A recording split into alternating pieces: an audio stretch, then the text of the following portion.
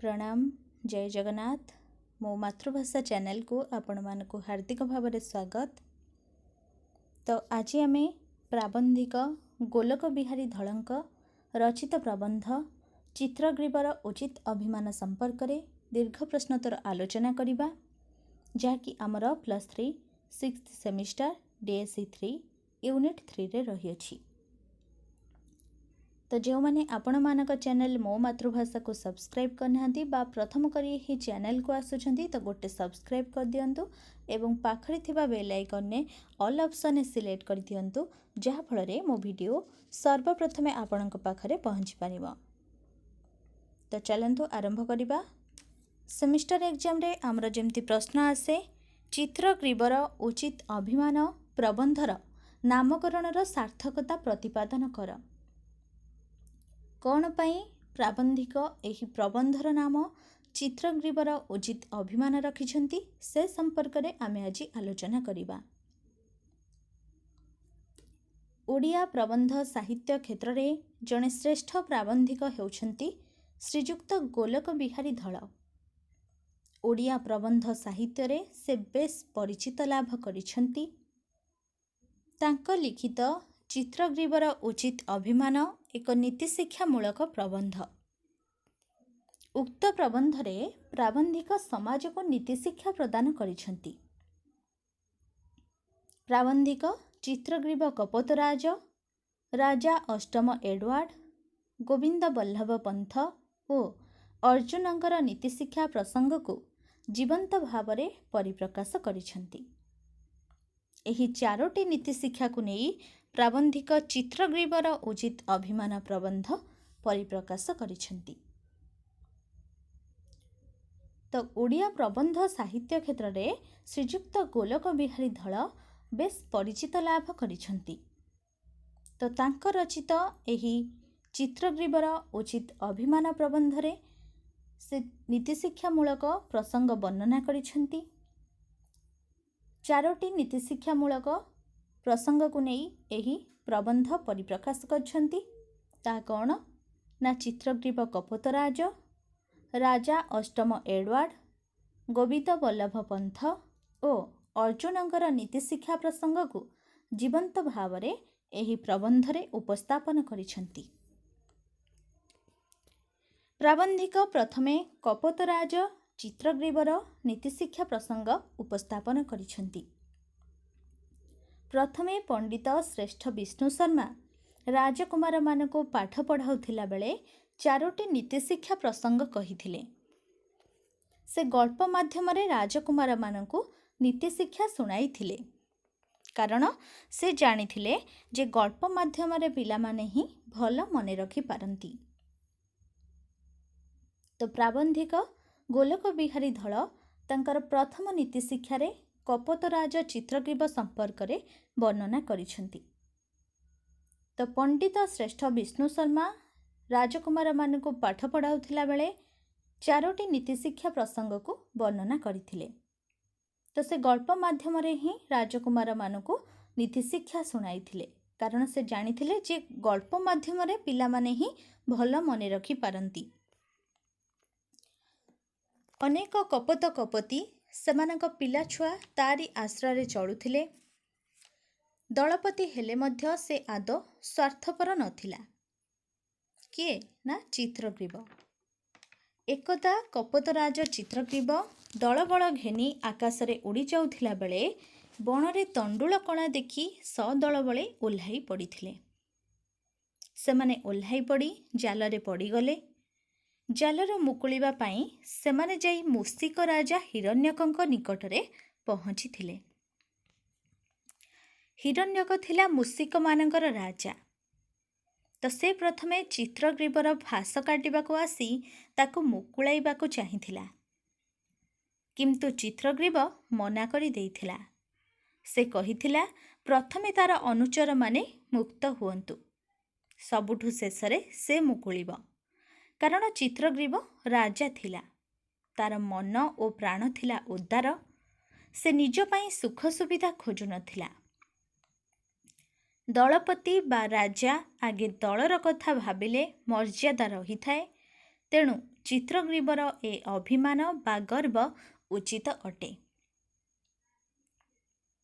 ତ କପୋତମାନଙ୍କ ମଧ୍ୟରେ ଶ୍ରେଷ୍ଠ ଥିଲେ ଚିତ୍ରଗ୍ରୀବ। ତ ଅନେକ କପୋତ କପୋତୀ ସେମାନଙ୍କ ପିଲାଛୁଆ ଧରି ତାରି ଆଶ୍ରୟରେ ଚଳୁଥିଲେ। ଚିତ୍ରଗ୍ରୀବ ଦଳପତି ହେଲେ ମଧ୍ୟ ସେ ଆଦୌ ସ୍ୱାର୍ଥପର ନଥିଲା। ଥରେ କପୋତରାଜ ଚିତ୍ରଗ୍ରୀବ ତାର ଦଳବଳ ଘେନି ଯେତେବେଳେ ଆକାଶରେ ଉଡ଼ି ଯାଉଥିଲା, ବଣରେ ତଣ୍ଡୁଳ କଣା ଦେଖି ତଳକୁ ଓହ୍ଲାଇ ପଡ଼ିଥିଲେ ଏବଂ ଜାଲରେ ପଡ଼ିଯାଇଥିଲେ। ତ ସେ ଜାଲରୁ ମୁକୁଳିବା ପାଇଁ ସେମାନେ ମୂଷିକ ରାଜା ହିରଣ୍ୟକଙ୍କ ନିକଟରେ ପହଞ୍ଚିଥିଲେ। ହିରଣ୍ୟକ କିଏ? ନା ମୂଷିକମାନଙ୍କର ରାଜା। ତ ସେ ପ୍ରଥମେ ଚିତ୍ରଗ୍ରୀବର ଫାଶ କାଟିବାକୁ ବା ତାକୁ ମୁକୁଳାଇବାକୁ ଚାହିଁଥିଲା, କିନ୍ତୁ ଚିତ୍ରଗ୍ରୀବ ମନା କରି ଦେଇଥିଲା। କାରଣ ସେ ଚାହିଁଥିଲା ତାର ପ୍ରଜାମାନେ ବା ଅନୁଚରମାନେ ପ୍ରଥମେ ମୁକ୍ତ ହୁଅନ୍ତୁ, ସବୁଠୁ ଶେଷରେ ସେ ମୁକ୍ତ ହେବ। କାରଣ ଚିତ୍ରଗ୍ରୀବ ରାଜା ଥିଲା, ପ୍ରଜାମାନଙ୍କର ସୁଖ ସୁବିଧା ତା ପାଇଁ ପ୍ରଥମେ ଥିଲା। ତାର ମନ ଓ ପ୍ରାଣ ଥିଲା ଉଦାର, ସେ ନିଜ ପାଇଁ କେବେ ବି ସୁଖ ସୁବିଧା ଖୋଜୁନଥିଲା। ତେଣୁ ସେ ପ୍ରଥମେ ତାର ଅନୁଚରମାନେ କିପରି ମୁକ୍ତ ହେବେ ତାହା ସେ ଚାହିଁଥିଲା। ଦଳପତି ବା ରାଜା ଆଗେ ଦଳର କଥା ଭାବିଲେ ମର୍ଯ୍ୟାଦା ରହିଥାଏ। ତେଣୁ ଚିତ୍ରଗ୍ରୀବର ଏ ଅଭିମାନ ବା ଗର୍ବ ଉଚିତ ଅଟେ। ତେଣୁ ପ୍ରାବନ୍ଧିକ ଏହି ପ୍ରବନ୍ଧଟିର ନାମ ଚିତ୍ରଗ୍ରୀବର ଉଚିତ ଅଭିମାନ ରଖିଛନ୍ତି। ସେହିପରି ଅନ୍ୟତମ ନୀତିଶିକ୍ଷା ଗଳ୍ପ ହେଲା କ'ଣ? ନା ଇଂଲଣ୍ଡର ରାଜା ଅଷ୍ଟମ ଏଡୱାର୍ଡ ଜଣେ ସାଧାରଣ ଆମେରିକା ମହିଳା ସିମ୍ପସନକୁ ବିବାହ କରିବାକୁ ଚାହିଁଥିଲେ। ରକ୍ଷଣଶୀଳ ଇଂରେଜମାନେ ଚାହୁଁଥିଲେ କ'ଣ? ନା ଯେ ରାଜା ଏମିତି ସାଧାରଣ ନାରୀଟିଏ ବାହା ହୁଅନ୍ତୁ। ଏପରି କଲେ ରାଜାଙ୍କୁ ରାଜଗାଦି ଛାଡ଼ିବାକୁ ହେବ ଏବଂ ତାଙ୍କୁ ବିଦାୟକାଳୀନ ଭାଷଣ ମଧ୍ୟ ଦେବାକୁ ହେବ। ତ ଭାଷଣ ତାଙ୍କର ଗୁରୁତ୍ୱପୂର୍ଣ୍ଣ ଓ ଏହାର ପ୍ରଭାବ ସାରା ଜଗତ ଉପରେ ପଡ଼ିବ। ତ ଇଂଲଣ୍ଡର ରାଜା ଅଷ୍ଟମ ଏଡୱାର୍ଡ ଜଣେ ସାଧାରଣ ଆମେରିକା ମହିଳା ସିମ୍ପସନକୁ ବିବାହ କରିବାକୁ ଚାହୁଁଥିଲେ। ତ ଇଂରେଜମାନେ ଚାହୁଁଥିଲେ କ'ଣ? ନା ରାଜା ଏମିତି ଜଣେ ସାଧାରଣ ମହିଳାକୁ ବିବାହ କଲେ ତାଙ୍କୁ ରାଜଗାଦି ଛାଡ଼ିବାକୁ ହେବ ଏବଂ ବିଦାୟକାଳୀନ ଭାଷଣ ମଧ୍ୟ ଦେବାକୁ ହେବ। ତେଣୁ ରାଜା ଅଷ୍ଟମ ଏଡୱାର୍ଡକୁ ପ୍ରଧାନମନ୍ତ୍ରୀ ବଲ୍ଡିନ୍ ଅନୁରୋଧ ଜଣାଇଥିଲେ ଯେ ସେ ତାଙ୍କ ବିଦାୟୀ ଭାଷଣରେ ତାଙ୍କ ସପକ୍ଷରେ କିଛି କହିବେ। କାହା ସପକ୍ଷରେ? ନା ବଲ୍ଡିନ୍ଙ୍କ ସପକ୍ଷରେ। ତ ଏହା ଥିଲା ରାଜନୀତିଜ୍ଞର ଅନୁରୋଧ। ବଲ୍ଡିନ୍ ରାଜାଙ୍କୁ ସିଂହାସନରୁ ତଡ଼ିବାର ଷଡ଼ଯନ୍ତ୍ର କରିଥିଲେ, ଅଥଚ ସେ ପୁଣି ରାଜାଙ୍କୁ ତାଙ୍କ ସମର୍ଥନରେ କହିବାକୁ ଅନୁରୋଧ କରିଛନ୍ତି। ଏହା ହିଁ ରାଜନୀତିଜ୍ଞ ପକ୍ଷରେ ସମ୍ଭବ। ସେମାନେ ନିଜ ସ୍ୱାର୍ଥ ପାଇଁ ଯେକୌଣସି ସ୍ତରକୁ ଖସିଯାଇ ପାରନ୍ତି। ରାଜନୈତିକ ନେତାମାନେ ପଟ ପରିବର୍ତ୍ତନ କରିଥାନ୍ତି। ସେ ଗୋଟିଏ ମୁହୂର୍ତ୍ତରେ ଯାହା କହନ୍ତି, ଆର ମୁହୂର୍ତ୍ତକୁ ତାର ଓଲଟା କହିଥାନ୍ତି। ରାଜପୁତ୍ର କିନ୍ତୁ ରାଜନୀତିଜ୍ଞ ନେତା ନୁହନ୍ତି, ସେ ହେଉଛନ୍ତି ଉଦାର। ସେହି ଉଦାରତା ଓ ସ୍ୱାଭିମାନ ରାଜପୁତ୍ରର ଭୂଷଣ ଓ ପରିଚୟ। ରାଜପୁତ୍ର ନିଜର ଉଚିତ ଅଭିମାନ ରକ୍ଷା କରି ବଲ୍ଡିନ୍ଙ୍କୁ ପ୍ରଶଂସା କରି ଭାଷଣ ଦେଇଥିଲେ। ବିଶ୍ୱ ଇତିହାସରେ ଉଦାରତାର ଏକ ଅନୁପମ କାହାଣୀ ଚିରକାଳ ପାଇଁ ରହିଗଲା। ତ ଯେତେବେଳେ ପ୍ରାବନ୍ଧିକ ଏହି ଅନ୍ୟତମ ଗଳ୍ପଟିକୁ ରଚନା କରିଛନ୍ତି ନୀତିଶିକ୍ଷାମୂଳକ, ତାହା ହେଉଛି କ'ଣ? ନା ଇଂଲଣ୍ଡର ରାଜା ଅଷ୍ଟମ ଏଡୱାର୍ଡ ଜଣେ ସାଧାରଣ ଆମେରିକା ମହିଳା ସିମ୍ପସନକୁ ବିବାହ କରିବାକୁ ଚାହିଁଛନ୍ତି। ତ ଇଂରେଜମାନେ ଚାହିଁଛନ୍ତି କ'ଣ? ନା ରାଜା ଏମିତି ଜଣେ ସାଧାରଣ ମହିଳାଙ୍କୁ ବିବାହ କଲେ ତାଙ୍କୁ ରାଜଗାଦି ଛାଡ଼ିବାକୁ ହେବ ଏବଂ ବିଦାୟକାଳୀନ ଭାଷଣ ମଧ୍ୟ ଦେବାକୁ ପଡ଼ିବ। ତ ରାଜା ଅଷ୍ଟମ ଏଡୱାର୍ଡକୁ ପ୍ରଧାନମନ୍ତ୍ରୀ ବଲ୍ଡିନ୍ ଅନୁରୋଧ ଜଣାଇଥିଲେ ଯେ ସେ ତାଙ୍କ ବିଦାୟୀ ଭାଷଣରେ ତାଙ୍କ ସପକ୍ଷରେ ଅର୍ଥାତ୍ ବଲ୍ଡିନ୍ଙ୍କ ସପକ୍ଷରେ କିଛି କହିବେ ଏବଂ ଏହା ଥିଲା ରାଜନୀତିଜ୍ଞର ଅନୁରୋଧ। ବଲ୍ଡିନ୍ ରାଜାଙ୍କୁ ରାଜସିଂହାସନରୁ ତଡ଼ିବାର ଷଡ଼ଯନ୍ତ୍ର କରିଥିଲେ, ଅଥଚ ପୁଣି ରାଜାଙ୍କୁ ତାଙ୍କ ସମର୍ଥନରେ କହିବାକୁ ଅନୁରୋଧ କରିଛନ୍ତି। ଏହା ହେଉଛି ରାଜନୀତିକ ପକ୍ଷରେ ସମ୍ଭବ, କାରଣ ସେମାନେ ନିଜ ସ୍ୱାର୍ଥ ପାଇଁ ଯେକୌଣସି ସ୍ତରକୁ ବି ଖସି ଯାଇପାରନ୍ତି। ନେତାମାନେ ମଧ୍ୟ ପଟ ପରିବର୍ତ୍ତନ କରିଥାନ୍ତି। ଗୋଟିଏ ମୁହୂର୍ତ୍ତରେ ଯାହା କହନ୍ତି, ଆର ମୁହୂର୍ତ୍ତରେ ତାର ଓଲଟା କହିଥାନ୍ତି। କିନ୍ତୁ ରାଜପୁତ୍ର ଏଡୱାର୍ଡ ରାଜନୀତିଜ୍ଞ ନେତା ନୁହନ୍ତି, ସେ ହେଉଛନ୍ତି ଉଦାର ସ୍ୱଭାବର ଲୋକ। ତ ସେହି ଉଦାରତା ବା ସ୍ୱାଭିମାନ ରାଜପୁତ୍ରର ଭୂଷଣ ଓ ପରିଚୟ। ରାଜପୁତ୍ର ନିଜର ଉଚିତ ଅଭିମାନ ରକ୍ଷା କରି ବଲ୍ଡିନ୍କୁ ପ୍ରଶଂସା କରି ଭାଷଣ ଦେଇଥିଲେ। ବିଶ୍ୱ ଇତିହାସରେ ଉଦାରତାର ଏକ ଅନୁପମ କାହାଣୀ ଚିରକାଳ ପାଇଁ ରହିଗଲା।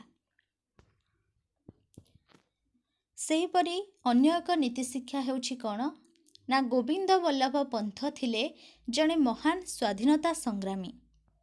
ସେ ମଧ୍ୟ ଥିଲେ ଗାନ୍ଧିଜୀଙ୍କର ପରମ ଭକ୍ତ।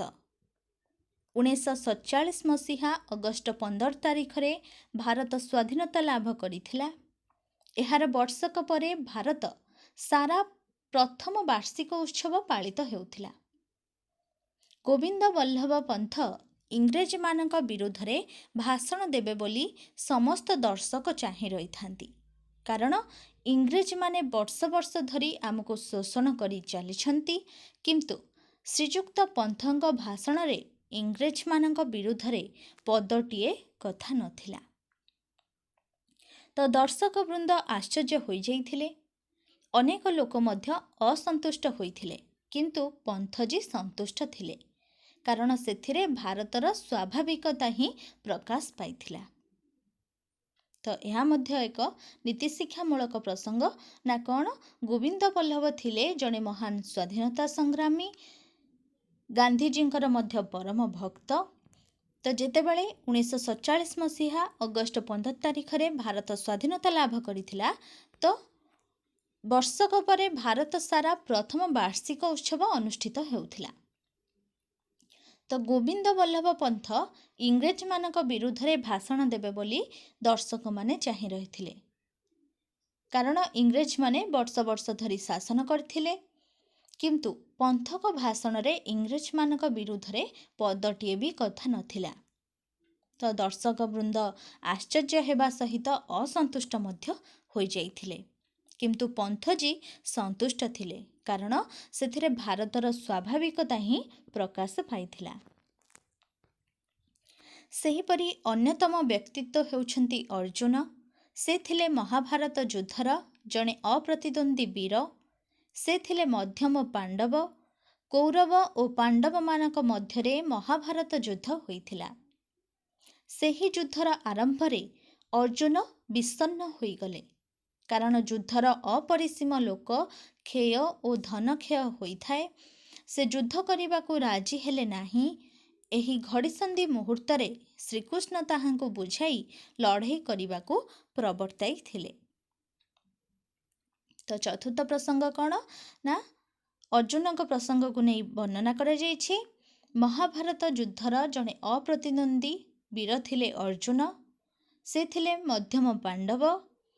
ତ କୌରବ ଏବଂ ପାଣ୍ଡବମାନଙ୍କ ମଧ୍ୟରେ ମହାଭାରତ ଯୁଦ୍ଧ ସଂଘଟିତ ହୋଇଥିଲା। ଯୁଦ୍ଧର ଆରମ୍ଭରେ ଅର୍ଜୁନ ବିଷଣ୍ଣ ହୋଇଗଲେ, କାରଣ ଯୁଦ୍ଧର ଅପରିସୀମ ଲୋକକ୍ଷୟ ଓ ଧନକ୍ଷୟ ହୋଇଥାଏ। ତ ସେ ଯୁଦ୍ଧ କରିବାକୁ ରାଜି ହେଲେ ନାହିଁ। ତ ଏହି ଘଡ଼ିସନ୍ଧି ମୁହୂର୍ତ୍ତରେ ଶ୍ରୀକୃଷ୍ଣ ତାହାଙ୍କୁ ବୁଝାଇ ଲଢ଼େଇ କରିବାକୁ ପ୍ରବର୍ତ୍ତାଇଥିଲେ। ଚିତ୍ରଗ୍ରୀବର ଉଚିତ ଅଭିମାନ ପ୍ରବନ୍ଧଟି ଏକ ନୀତିଶିକ୍ଷାମୂଳକ ପ୍ରବନ୍ଧ। ଲୋକେ ଉଚ୍ଚ ପଦବୀରେ ରହିଲେ ମଧ୍ୟ ବହୁ କ୍ଷମତା ପାଇଥାନ୍ତି, ନିଜର ଦାୟିତ୍ୱ ତୁଲାଇଥାନ୍ତି। କିନ୍ତୁ ଆଧୁନିକ ଯୁଗରେ ଆଧୁନିକ ମଣିଷ ଉଚ୍ଚ ପାହ୍ୟାରେ ରହିଲେ ମଧ୍ୟ ସେମାନେ ନିଜ ଦାୟିତ୍ୱ ଠିକ୍ ଭାବରେ ତୁଲାଇ ପାରୁନାହାନ୍ତି। ଏଣୁ ଉକ୍ତ ପ୍ରବନ୍ଧଟି ସମାଜକୁ ଏକ ନୀତିଶିକ୍ଷା ପ୍ରଦାନ କରୁଛି। ତ ପ୍ରାବନ୍ଧିକ ଗୋଲକ ବିହାରୀ ଧଳଙ୍କ ମତରେ 4ଟି ପ୍ରସଙ୍ଗ କ'ଣ ନା, ଚିତ୍ରଗ୍ରୀବ କପୋତରାଜ, ରାଜା ଅଷ୍ଟମ ଏଡୱାର୍ଡ, ଗୋବିନ୍ଦ ବଲ୍ଲଭ ପନ୍ଥ ଓ ଅର୍ଜୁନଙ୍କର ନୀତିଶିକ୍ଷା। ତ ଏଥିରେ ଉଦାରବାଦ ବା ସ୍ୱାଭାବିକତା ହିଁ ପ୍ରକାଶ ପାଇଛି। ତ ଏହି ପ୍ରବନ୍ଧରେ ମୁଖ୍ୟ ବିଷୟବସ୍ତୁ କ'ଣ ରହିଛି ନା, ଲୋକେ ଉଚ୍ଚ ପଦବୀରେ ରହିଲେ ବହୁ କ୍ଷମତା ପାଇଥାନ୍ତି, ନିଜର ଦାୟିତ୍ୱ ତୁଲାଇଥାନ୍ତି। କିନ୍ତୁ ଆଧୁନିକ ଯୁଗରେ କ'ଣ ହେଉଛି ନା ଆଧୁନିକ ମଣିଷ ଉଚ୍ଚ ପାହ୍ୟାରେ ରହିଲେ ମଧ୍ୟ ସେମାନେ ନିଜ ଦାୟିତ୍ୱ ଠିକ୍ ଭାବରେ ତୁଲାଇ ପାରୁନାହାନ୍ତି। ତ ଉକ୍ତ ପ୍ରବନ୍ଧଟି ସମାଜକୁ ଏକ ନୀତି ଶିକ୍ଷା ପ୍ରଦାନ କରିଛି।